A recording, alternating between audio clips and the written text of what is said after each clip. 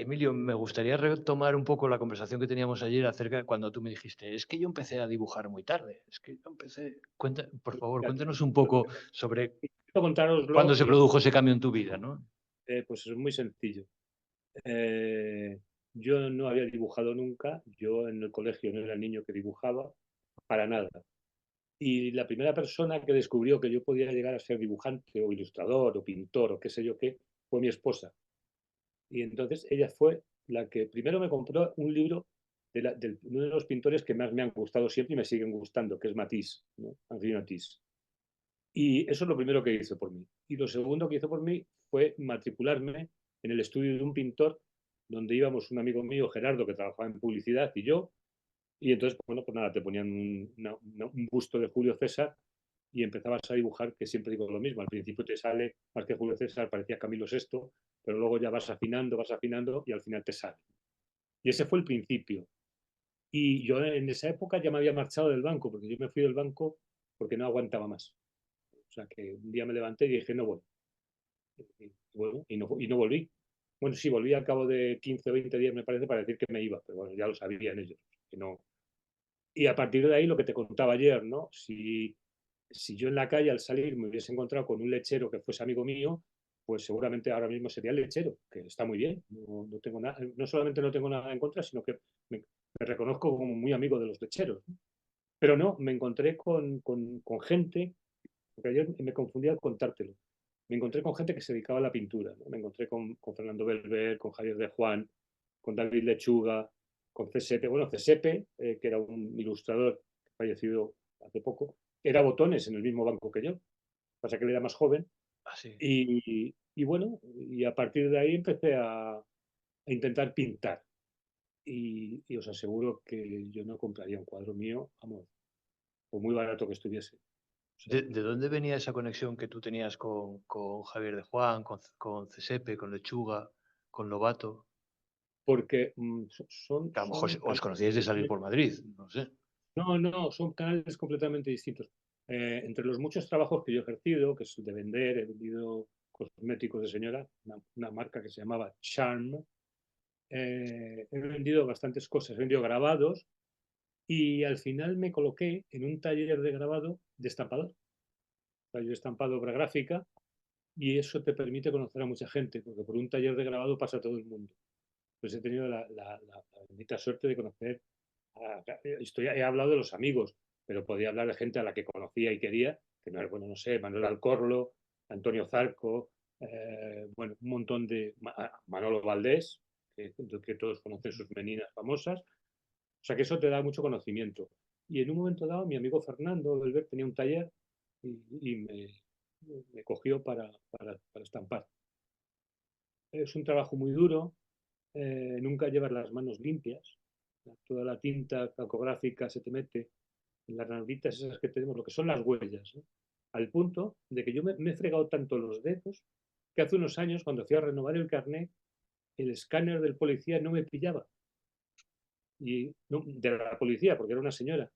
Y dices que no le consigo sacar la huella. Dice, ¿usted se lava mucho? Digo, hombre, lo normal. Me lavo las manos todos los días, son varias veces. Dices que no consigo, pero bueno, esto nos llevaría muy lejos.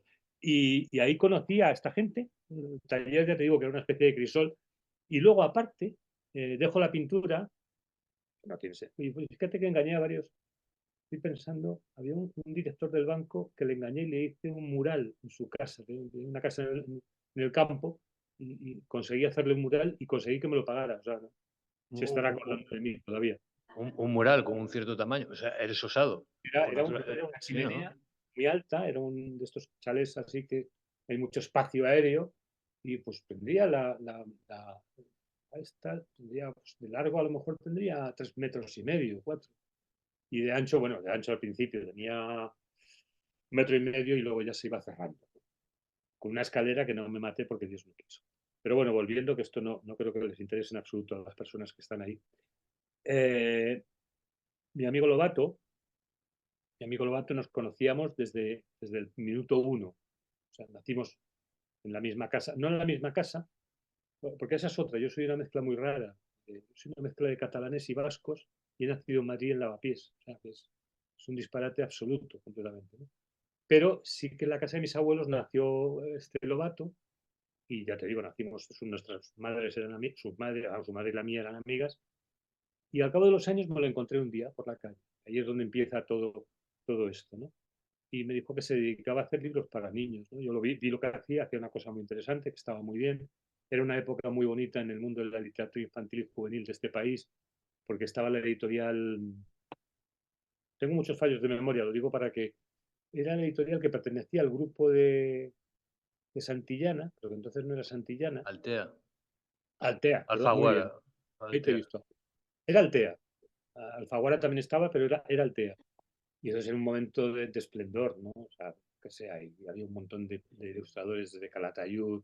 eh, eh, ah, tengo los nombres, hijo mío, que se me van. Pero bueno, Están apuntando por aquí, claro, los especialistas, Wensen, claro, Manuel Boix. bueno, si los nombres me los sé, otra cosa es que me acuerde, que son cosas distintas. Pero es por el nerviosismo propio del enfrentamiento con otros seres humanos, ¿no? Seguramente si estuviese yo solo en mi casa, pues me acordaría perfectamente, ¿no? Y yo vi lo que hacía este hombre, que era Lobato era una generación, digamos, posterior a, por ejemplo, a Calatayud, ¿no? Eh, y vi lo que hacía y me gustaba mucho. Y luego tuvimos la fortuna de conocer a la editorial Bogen Press. Bogen Press hizo una exposición en el Museo de Arte Moderno de Madrid, Arte Contemporáneo, perdón, que hoy en día ya no existe, bueno, existe, pero es Reina Sofía, pero entonces era lo que hoy es el Museo del Traje, un museo que está fuera de la ciudad universitaria, y por ahí vimos una forma de ilustrar que se salía de lo habitual. Y había gente muy buena y gente que venía de otros mundos, o sea que lo del libro infantil les entusiasmaba porque era algo a lo que bueno, se agarraban porque les gustaba, ¿no? Estoy pensando, como sé que te gustan los cartelistas, conocerás a Jan Lenica. Jan Lenica es un polaco, cartelista maravilloso, al que tuve el gusto de conocer y tratar, aunque murió muy joven, no murió muy joven, pero un gran cartelista, ¿no? Y ahí conocimos a la editorial Bogen Press y a sus integrantes, que no eran más que tres. Otakar Wojciechowski von Ravenov, Susana Zeller y Stefan Zabel. Stefan Zabel era el director de arte y de alguna manera mi maestro. ¿Ya? Mi maestro vital, no mi maestro laboral. Que mi obra. Dios mío, si nunca he dicho mi obra, ¿por qué me sale a mí eso ahora? Odio la palabra. Sacas lo peor que hay de mí. Siempre digo mi trabajo, porque es mi trabajo. Lo de mi obra, cuando hablan de mi obra, siempre digo, no, mi hija cuando se fue de casa nos hizo un cambio en toda la casa como arquitecta de interiores. Para mí esa es mi obra, ¿no? Pero bueno, da igual. Esteban Zabrel era checo, Otakar y él eran checos, Susana Zeller era suiza, pero Esteban Zabrel tenía y tiene, siguen dando cursos en Sarmede, como decía un malabrado, en Samerde, que es mucho más duro. Y bueno, ahí empecé a hacer mi primer libro para afuera, para el extranjero, ¿no? Para mí eso fue, pues, hombre, yo era mayor, pero era como un niño, porque llevaba muy poco tiempo en este mundo. Entonces hice un primer libro donde el texto era de Arcadio Lobato y las ilustraciones eran mías. Un libro que hay otros que sí que se han publicado en España, pero ese no, que era El pájaro de papel, de Papiervogel, no se me olvidará porque salió en alemán, ¿no? Y a partir de ahí, bueno, es que claro, yo estoy en una cosa muy sucinta. Llegar hasta ahí me costó mucho. Yo tenía mucha amistad con ellos durante años, pero no me daban trabajo, porque sabían que lo que yo hacía era una caca. Porque para eso eran y son, que ya no están en activo. Decían, no, no, es que para trabajar aquí hay que ser medianamente decente, medianamente bueno. Y lo conseguí al final, cosa que me llenó de orgullo. Y gracias a ellos, pues trabajar para Vogue Empress en esa época, en los años 80, finales de los 80, suponía estar en todos los anaqueles de las librerías del mundo. O sea, si yo tengo obra en Japón o trabajo en Japón, es gracias a ellos. Si he publicado en Estados Unidos o en otros países, es gracias a ellos. Por eso digo que no tiene ningún mérito. Es que ellos tienen una capacidad de distribución bastante importante y una calidad muy buena, al punto que les dieron un premio, ¿no?, a los mejores editores, y fue muy curioso porque se presentaron un día, esto me parece que lo daban en Japón, se presentaron en su casa, en la casa de Otaka y de Susana, que eran pareja además, estaba en Zúrich, la casa preciosa, pero se presentaron un montón de japoneses para darles un premio. Y entonces dije, bueno, ¿y dónde está el resto de la editorial? Dice, no puede ser que esto lo hagan 10 personas o 15 personas. Y dice, no, no, no hay nadie más, somos nosotros dos y este Pantabel que vive en Italia. Los japoneses se quedaron alucinados. O sea, que 3 personas publican en todo el mundo, distribuyen por todo el mundo. Impresionante. Ya te digo, era una época muy, muy bonita para el álbum ilustrado, ¿no? Que no quiero ser bicho ni quiero ser malo, pero lo soy. Creo que a veces en algunos aspectos hemos salido perdiendo. Veo, veo cosas que, no sé, además como hay una especie como de realce de las cosas horribles, ¿no? Por ejemplo, yo cuando veo que se hacen ciclos de cine, que con todos mis respetos para Mariano Flores, pero de las películas de esa época, ¿no? De las suecas, y se eleva a la calidad de cine, y digo, pero ¿estamos tontos o qué nos pasa? Entonces, con la ilustración pasa a veces un poco lo mismo, pero bueno, esto nos llevaría a sitios muy desagradables y a mí seguramente me podrían acuchillar cuando salís de casa. Ya, te cedo la palabra que para eso tienes que preguntar. Oye, Antes por cierto, puede que preguntar todo el mundo, ¿eh? Yo no. O sea, que tú puedes decidir lo que quieras. y no, y luego abriremos también un turno de preguntas, porque seguro que Vale, algunas personas te estupendo. quieren preguntar algo por aquí. Hablabas de que estas personas tenían una formación estética, no precisamente de los libros infantiles, de otras disciplinas del arte o de otras técnicas de arte, pero que en aquel momento, por la situación que se estaba dando y tal, todos estaban muy acercándose a la literatura infantil y juvenil. Eh, Hablábamos ayer también de la tradición de los cartelistas, ¿no? Que para ti es importante. Estamos viendo ahí en tu estudio el cartel de Mon Oncle, ¿no? Porque no puedo dar la vuelta a la pantalla si no veréis que tengo uno del Atlantic de nuestro querido Cassandre, De Cassandre. de Jean Lenixa también. Soy un admirador de Saul Bass, soy un admirador de Maurice Binder. O sea, quiero decir que a mí el mundo de la cartelería y de la presentación cinematográfica, de que la gente no sabe, porque claro, normalmente no te fijas en esas cosas, ¿no? Que todas las películas de Digimon, la base gráfica es de Maurice Binder. Eh, que todos los fotogramas que aparecen en la película de Hitchcock, Psicosis, la escena en la que a Janet Leigh la clavan un cuchillo, que son no sé cuántos planos, está dibujado por Saul Bass, no por Hitchcock, que era buen dibujante Hitchcock, pero no, es de Saul Saúl Bass. Bas, para quienes no estáis próximos al ámbito del grafismo cinematográfico, entre otras muchas cosas muy conocidas, fue el cartelista del Hombre del Brazo de Oro, por ejemplo, uno de sus carteles más conocidos. Entonces, O Éxodo. mm, No, no, yo los cartelistas, ya te digo, es un respeto. Mira, Cassandre, que quizás sea el. Yo creo que hay dos personajes que ocupan el centro de donde han nacido mucha gente, ¿no? Digo, evidentemente en el siglo XX, principios mm, del siglo, finales de, que son Cassandre, por un lado, por el lado del cartelismo, y Grotz, por el lado de la ilustración. Georg Grotz, que era un pintor y grabador bueno, y de todo alemán, y digo ilustrador porque él en un libro maravilloso que tiene, que se llama un do mayor y un do menor, una cosa así. Es muy interesante de leer. Él mismo se define como ilustrador.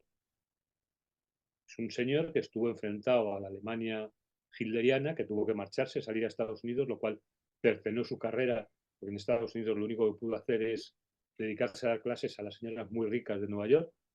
Entonces, bueno, no, yo creo que eso le fastidió bastante, ¿no? Pero para mí es uno de los padres de la ilustración. Eso me parece bueno, me parecen genios casi todos. Por eso lo que te contaba ayer, ¿no?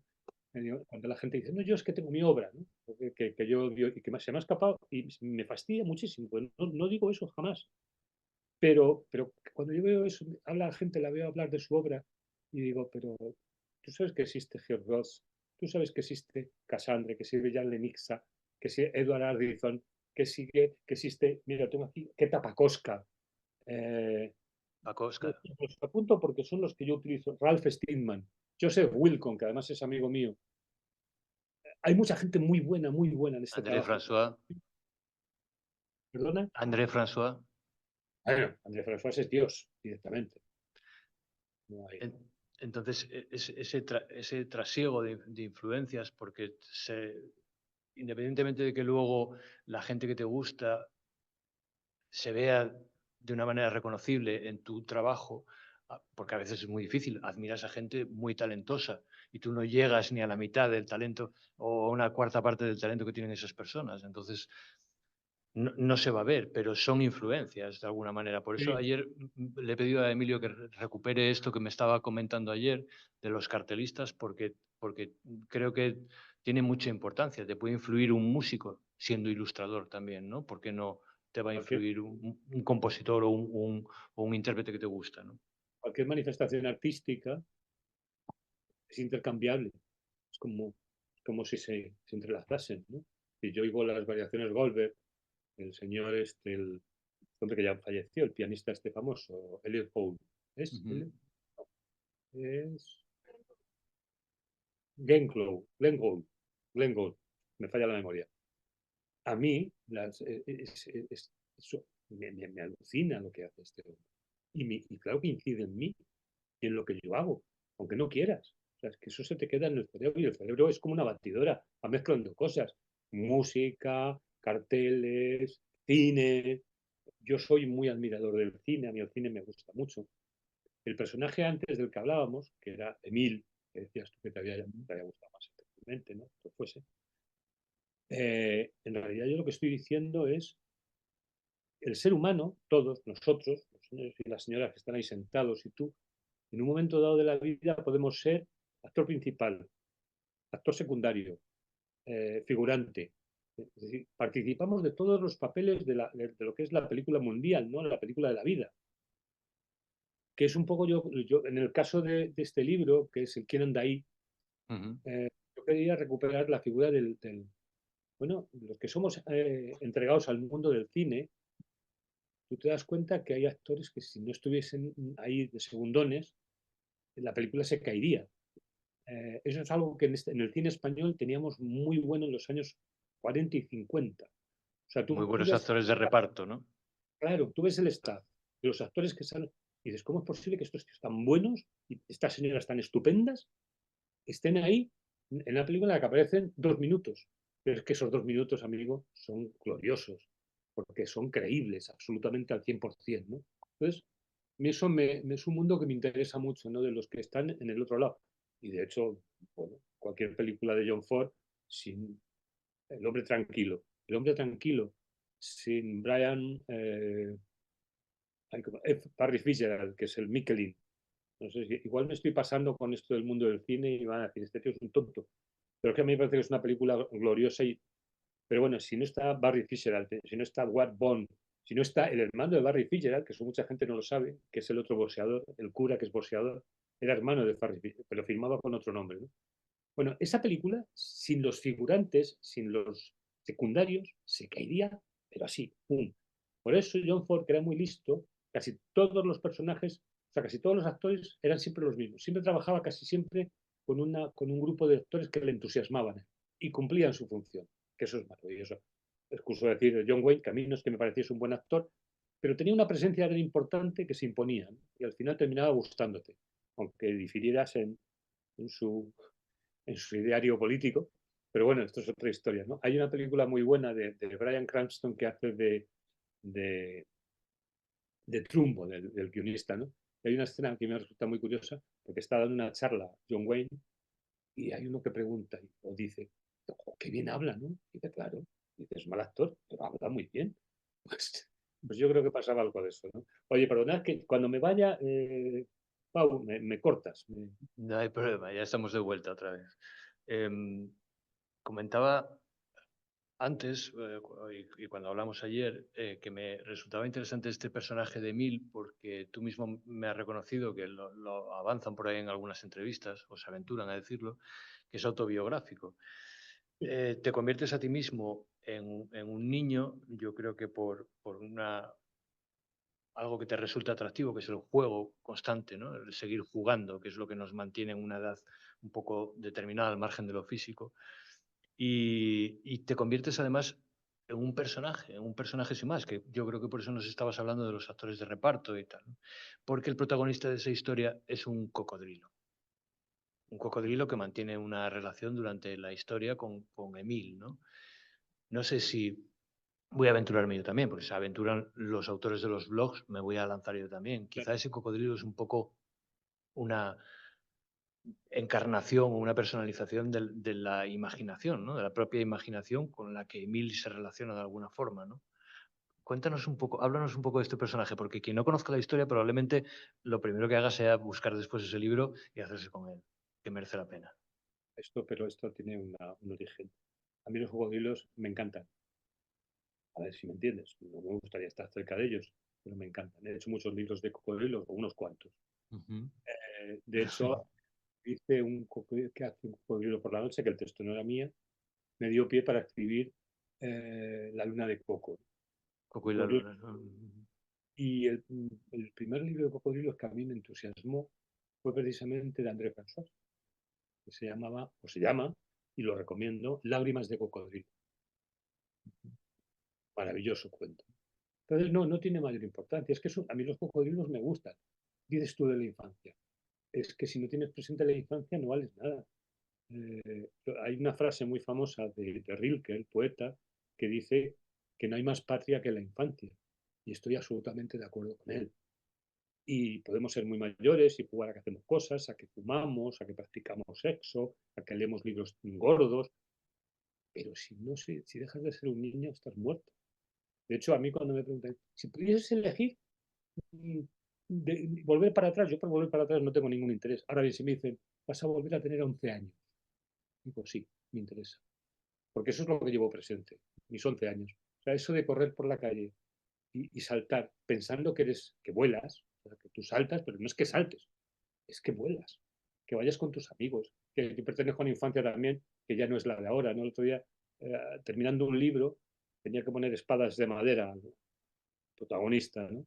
Y yo decía, joder, es que yo he hecho espadas de madera cuando era pequeño para jugar. Ibas a las carpinterías, que entonces estaban en el centro de Madrid, no eran zonas industriales, no, pero en el centro de Madrid era normal encontrarte una carpintería y entrabas, había una al lado de casa de mis abuelos, y iba a preguntar, don Emilio, por lo menos se llamaba como yo, ¿tiene usted algunos trozos de madera que le sobren? Sí, nos lo daban, comprábamos unos clavos, los robábamos de casa y nos poníamos a hacer espadas como si fuésemos una factoría. Y luego, eso sí, espadear, claro. Si te haces una espada y no le das juego, no tiene sentido, ¿no? Así que, volviendo al cocodrilo, el cocodrilo es quizás sea un reflejo de alguien o algo que yo admiraba cuando era niño, que sí que era el protagonista, ¿no? Y a lo mejor el niño, pues eso, como tú bien has dicho, Emil, pues soy yo, que estaba ahí detrás, ¿no? Dándole una patadita. Eso me gusta mucho, además, no es una idea original, no sé de quién es, pero seguro que lo he copiado. Eso de romper la línea que tiene el dibujo para Que escaparte a otra marca. página. Seguro. Yo hay cosas que hago y de verdad, no es falsa modestia. Es que yo lo llamo la mano del muerto. O sea, hay cosas que haces, a ti te pasará como escritor, porque seguro que tú escribes, estoy seguro. Y de pronto escribes algo que dices, "Joder, esto no puede ser mío porque es que es muy bueno". No es vanidad, es que realmente debe ser lo que vuelcas, es el reflejo de un montón de cosas que tienes en tu cabeza, que te lo ha dado un montón de personas, chicas, chicos, todos, ¿no? Entonces tú vuelcas eso. Bueno, pues está muy bien, ¿no? Y eso me seduce, ¿no? Y Es un, insisto, córtame porque me enrollo como las persianas. Y los señores y las señoras que están ahí sentados igual van a decir, este tipo es un pesado. Y tendrás hay, razón. hay una, no sé si será posible pinchar la foto que os envié antes y que la veamos todos y que la vea Emilio. ¿Es posible, sí? Ah, está. Vale. Os quería compartir esta fotografía. ¿Tú la ves, Emilio? ¿La foto? Eh, eh, No sé si te sí, reconoces. a ver, bueno, lo veo como si fuese en un barco. En un Vale. barco, Bueno, sí, tiene un punto ahí de barco. Esto fue cuando Javier Sobrino y Emilio vinieron a presentar Los Sonidos de la Noche a una librería que por desgracia no existe. Ya. Igual vuelve alguna vez. No creo. Y os la pongo porque esta niña, Vega, se acercó a Emilio para que le firmase el libro y entonces Emilio empezó a escribir en la dedicatoria, para una niña morena, y entonces Vega estaba leyendo lo que estaba escribiendo Emilio y dijo, pero ¿tú me has visto? Yo no soy morena. Y dijo, ay, es verdad. Entonces tachó morena y escribió rubia y tal, ¿no? Yo estaba haciendo las fotos de la presentación y en aquel momento me cautivó el juego real entre Emilio y Vega, ¿no? Porque Vega también reconoció que era un juego y con ese tachón se fue para su casa y tendrá el libro en su casa muchos años, ¿no? Entonces, esto os lo he puesto para hacer un poco de pausa entre los temas que estábamos hablando y que Emilio no se nos siguiese perdiendo por ahí. Y, y para que veáis que Emilio no es un señor nostálgico, es un niño que ejerce de niño, porque todavía juega. Entonces yo creo que eso es lo que nos mantiene en esa edad al margen de lo físico, ¿no? El juego cotidiano, el invitarnos, el retarnos, el saltar y volar, ¿no? Como nos decía hace un momento. Pero, Volviendo un poco ya te digo que era una pausa, volviendo un poco a tu trabajo, en la conversación de ayer me hablaste también de una influencia, y es que además me resulta muy gratificante que hables del trabajo de los demás, casi más que del tuyo, ¿no? De por qué piensas las cosas y luego esa mano del muerto que nos contabas hace un momento y tal, funciona y fabrica o da esas expresiones nuevas, ¿no? Y me hablabas de una persona que yo creo que es muy querida para todos los lectores, que es Sempé. Entonces, ¿qué, ¿qué crees tú que puede haber en tus pequeños, cuando dibujas a los pequeños y a las pequeñas, como Manuel o como Olivia o como Emil? ¿Qué puede haber de pozo? No me refiero a una semejanza estética, sino a la forma de enfocar la infancia, ¿no? O de retratar la infancia. mira, Sempe para mí es el ejemplo. Cuando doy, te dije que yo todos los años, no sé por qué, y digo, no me llaméis más porque voy a contar lo mismo, doy una charla, es que la palabra me fastidia, pero bueno, una clase de 4 horas en la Una, universidad. dile, hombre, una masterclass. Eso es. Bueno, pues yo siempre lo utilizo, por aparte que es un tipo que me encanta, fíjate, yo publicaba con Gallimard en Francia, y entonces todos los años, durante algunos años, mi señora esposa y yo íbamos a París. Luego os contaré una cosa muy graciosa de André François. Y yo iba a la editorial, claro, como era ilustrador de la editorial, yo no hablo francés, pero mi santa lo hace perfectamente, ¿no? Y le sacaba todos los libros que tuviese de Sempé. Una edición maravillosa, que los tengo ahí, y te digo, ¿por qué Sempé? Mira, Sempé me sirve porque cuando la gente me dice, no, pero es que esto, a mí me lo han dicho, pues estos dibujos son como infantiles, ¿no? Y digo, no sé, los dibujos no son ni infantiles ni adultos. Yo no he visto que haya dibujo de 40 años, dibujo de 67, no, son dibujos. El texto es el que a lo mejor puede darte una idea de edad, ¿no? La que sea. Pero nada más, o sea, no. Entonces, Sempe, yo les pongo un ejemplo, digo, a ver, Sempe tiene libros de adultos, ¿no? Sí, cógete, por ejemplo, tiene un texto de Modiano, premio Nobel de Literatura, que lo tengo ahí también maravilloso.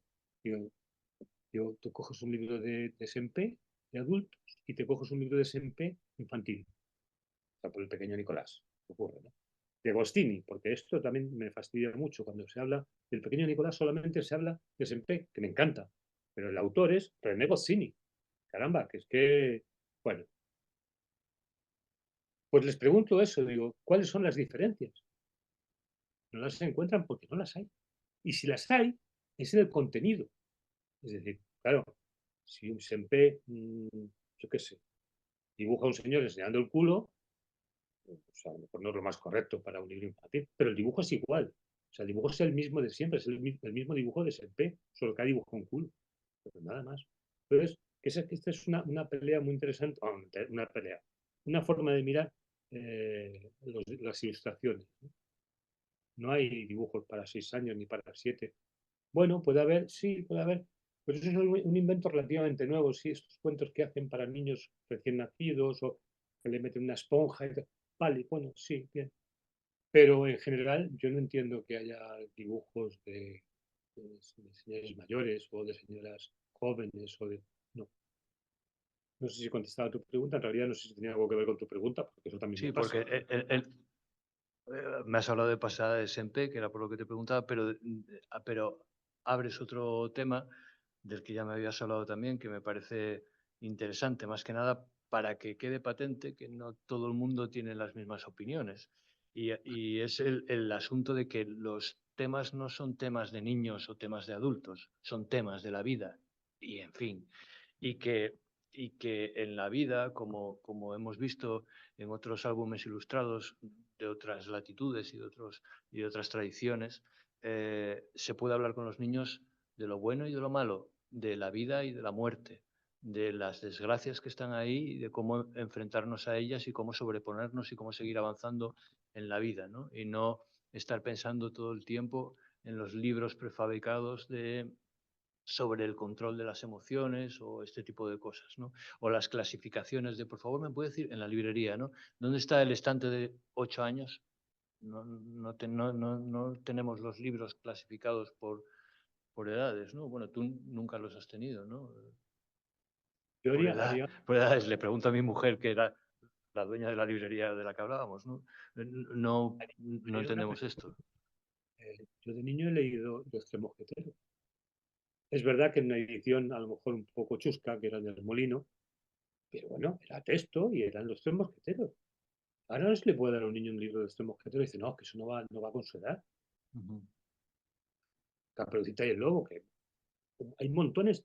Bueno, lo que Caperucita y el Lobo, lo que sale al mercado es una dulzura un tanto que te revuelve el estómago, ¿no? Más que otra cosa. Pero insisto, yo qué sé, estoy hablando, los hijos del Capitán Gran. Qué bonito, qué bonito, qué bonita historia y qué bonita película también. Es una película de las pocas cosas que hace Disney, honestamente, ¿no? Son muy pocas. Hay tal cantidad ¿por qué hay que dulcificar, bajar, quitar? Ahora cada vez está más difícil hacer libros para niños. A veces hay una serie de imposiciones que son muy duras de aceptar, ¿no? Es verdad que hay cosas que tienen que cambiar, sí, claro que hay cosas que tienen que cambiar, lo estamos viendo ahora mismo, pero una cosa es que tiene que cambiar y otra cosa es cambiar todo. No, todo no va a ser tan malo, ¿no? Pero bueno, este es otro tema también que nos llevaría muy lejos. Eh, Va- vamos a hacer una Preguntas cosa para concretas, por favor. Es probable que, como hemos hablado de temas diversos, ya haya surgido aquí alguna curiosidad. Vamos a ver si alguien quiere jugar contigo y conmigo, sobre todo contigo. Alguien que se sienta niño también y que quiera jugar a preguntar. Me gustaría saber, Perdóname, déjame que te ¿qué, cuente. qué, qué es eso que tienes ahí? Sí, cuenta, cuenta. Cuando dices que soy niño, es que es claro que soy niño. Yo tengo un amigo, yo tengo 70, pues él tiene 72. Hablamos casi todos los días, yo diría que todos los días. Y nuestras conversaciones, hola imbécil, ¿qué tal? ¿Cómo estás? Bueno, no sé qué, y empezamos a jugar con las palabras constantemente. Hablamos por la mañana y el final de la conversación es, bueno, pues nada, lo que estáis, vale, sí, buenas noches, adiós, buenas noches. Esto todos los días, creando, inventando palabras, haciendo el tonto, los señores con una edad más que provecta, ¿no? Eso te da la vida, a mí me da la vida. O sea, yo necesito hablar con mi amigo Chema, que es músico, trabaja en el mismo banco que yo, se marchó un año después que yo y se ha dedicado a la música. Y bueno, y yo me he dedicado a esto, a pintamonas. Y tenemos unas conversaciones que un día le dije, Chema, corremos el riesgo de que un día te oigan y te encierren en un frenopático, a ti o a mí, uno de los dos, ¿no? Los dos. Simplemente quería... Ahora que estabas hablando de tu amigo, de cómo habláis, me estaba acordando de un animador con el que yo trabajé, Guillermo García Carsí, que fue el creador gráfico del personaje de Pocoyo. Y trabajábamos en un estudio muy pequeño, ahí en Serrano. Y era tremendo, porque claro, yo no soy animador, yo soy diseñador. Entonces a mí me gusta tener las cosas en su sitio y tal. Pero Guillermo era un animador típico. Y hacía todos los sonidos de los personajes que estaba animando. Y si dibujaba un avión, el avión pasaba y disparaba la metralleta.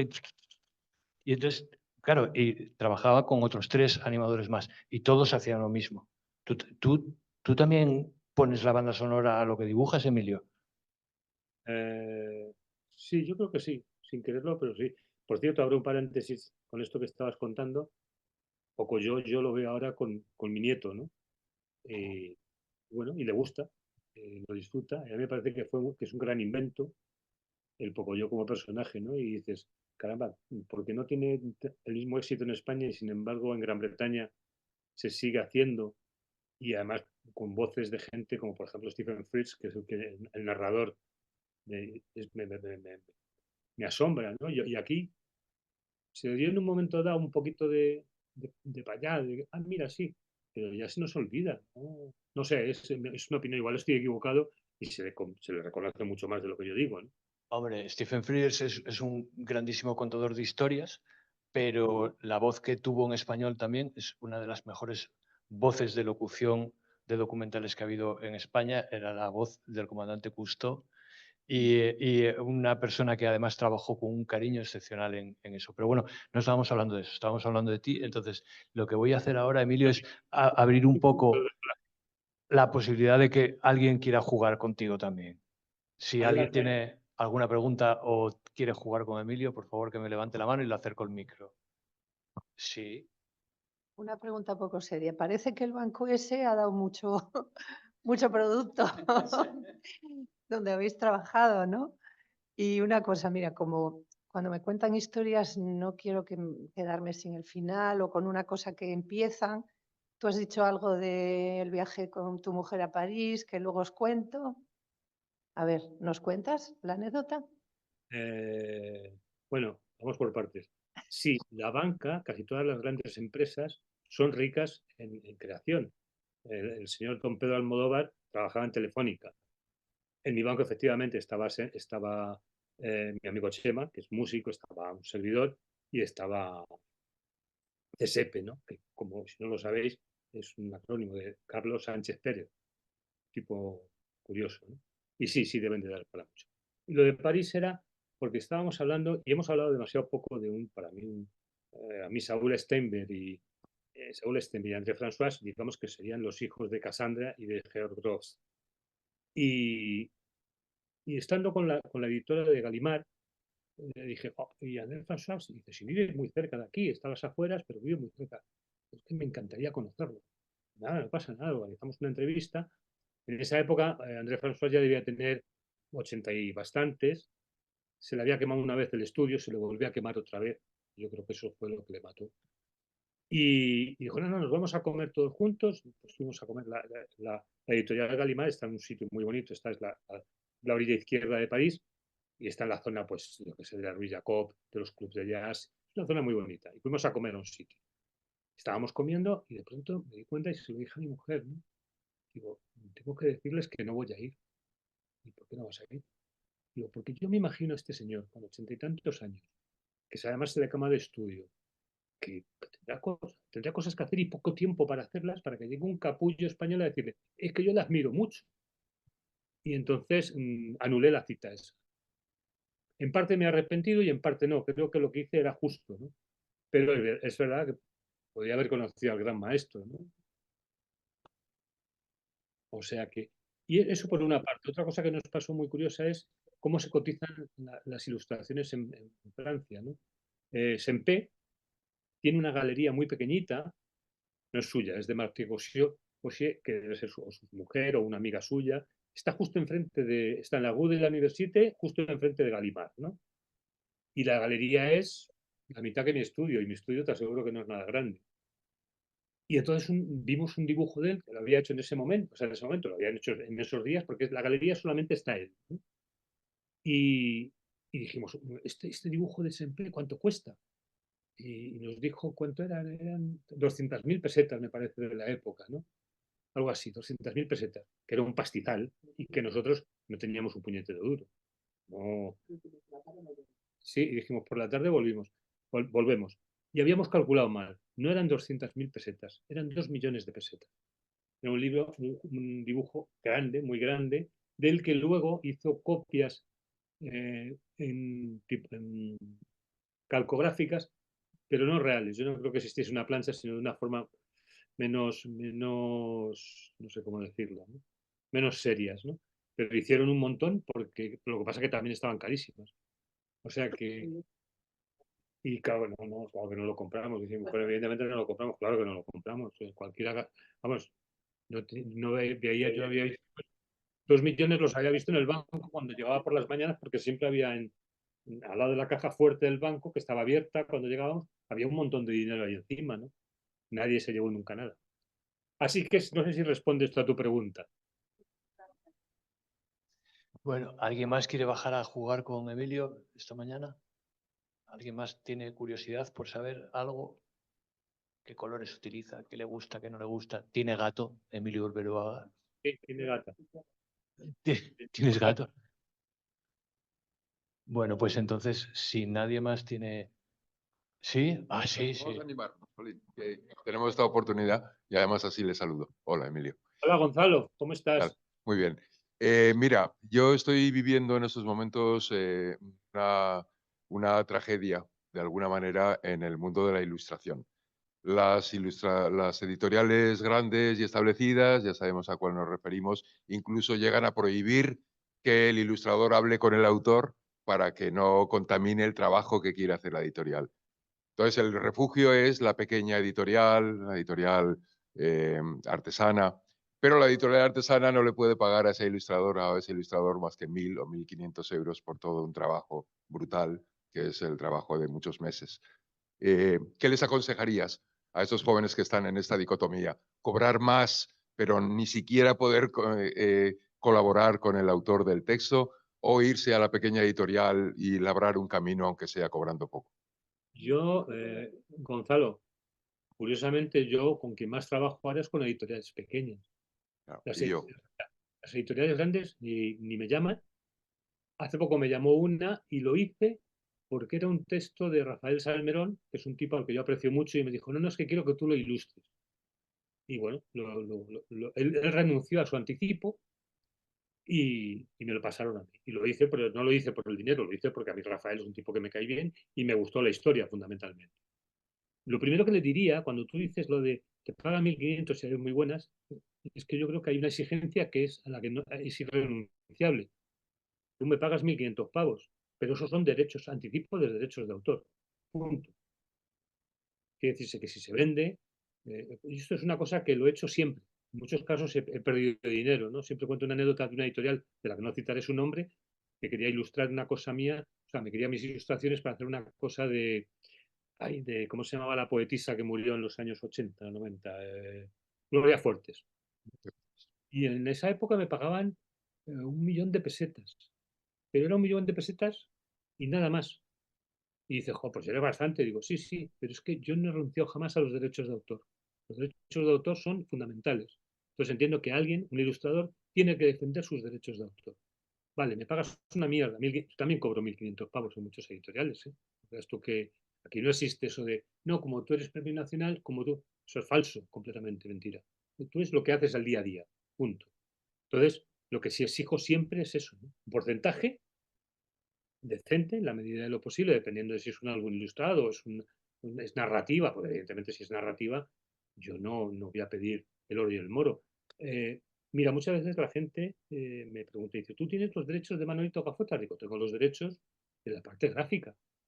Yo me llevo solo un 2% porque entiendo, un 2, un 3, que entiendo que el trabajo es del autor, en este caso de la autora, ¿no?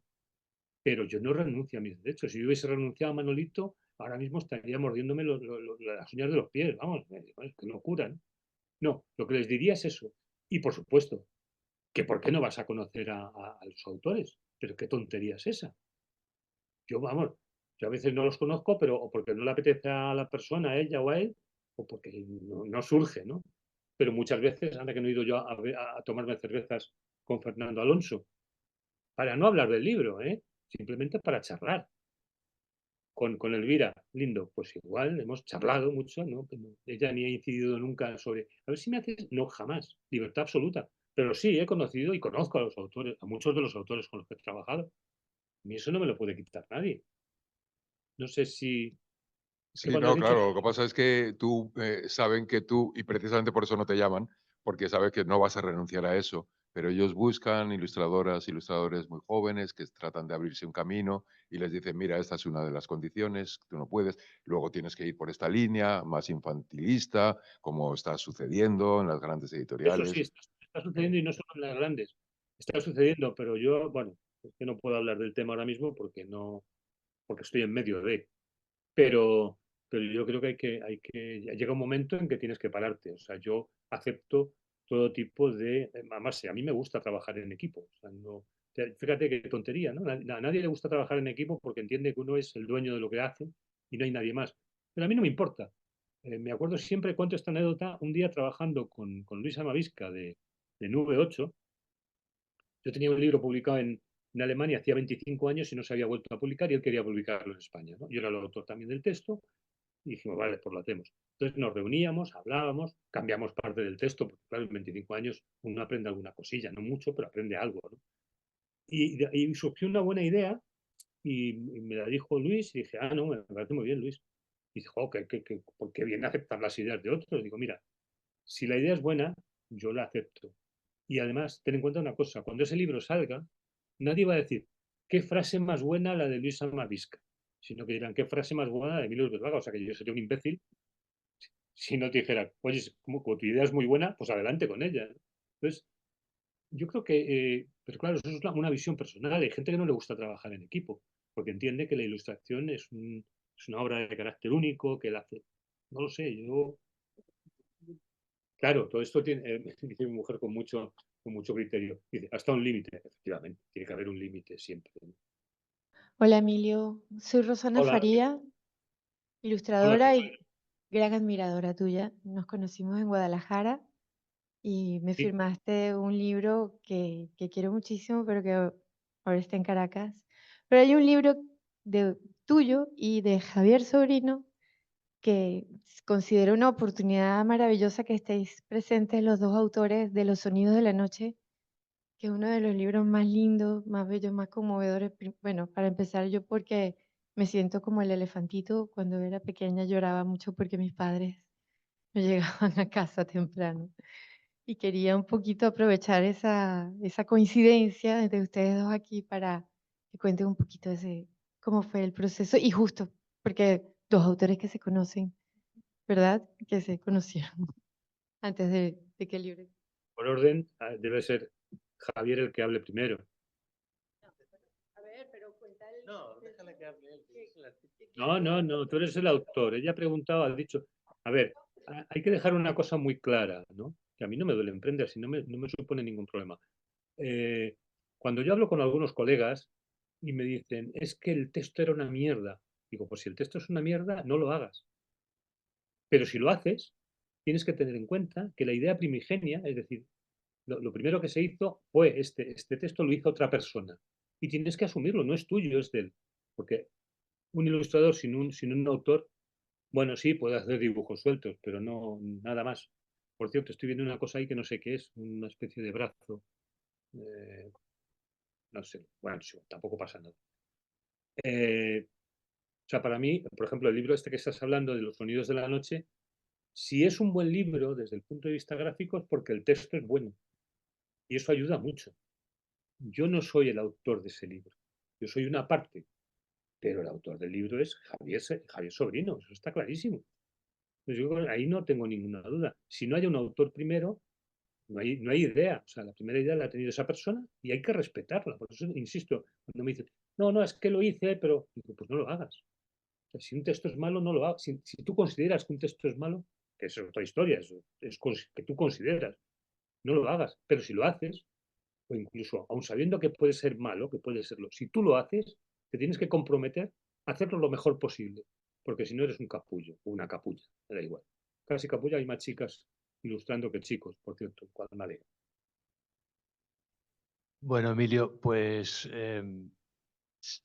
creo que va a sonar la campana para volver a clase, así que vamos a ir con la última pregunta que tiene una persona por aquí, o duda o inquietud, no sé por dónde te van a salir, van a jugar contigo. De todo un poco, te dejo con ella. Gracias. Vale. Gracias, buenos días, Emilio.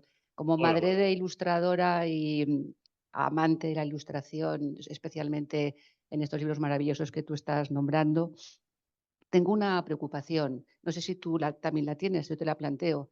¿Qué espacio de la ilustración puede quedar libre de la inteligencia artificial?